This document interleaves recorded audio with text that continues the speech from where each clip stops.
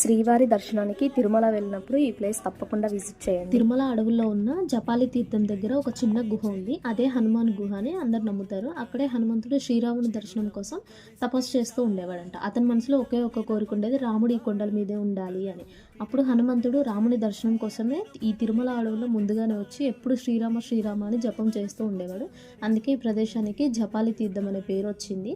కలియుగంలో రాముడిని దర్శించడం కష్టమని భావించిన హనుమంతుడు తన తపస్సు ఫలితంగా రాముడిని అడిగాడట, ప్రభు ఈ భూమి మీదే ఉండి అందరికీ దర్శనం ఇవ్వాలి అని. అప్పుడు శ్రీరాముడు చిరునవ్వుతో ఇలా అన్నాడంట, కలియుగంలో నేను వెంకటేశ్వరుడిగా తిరుమల కొండల మీద ఉంటాను, నువ్వు కూడా నాతో పాటు ఇక్కడే ఉండాలి అని చెప్పాడంట. అప్పటి నుంచి రాముడు శ్రీ వెంకటేశ్వరుడిగా, ఆయన హనుమంతుడు జపాలి తీర్థం దగ్గరే తపస్సు చేస్తూ ఉండారు. ఇద్దరు తిరుమలలోనే ఉన్నారని ఇక్కడ భక్తులందరూ నమ్ముతారు.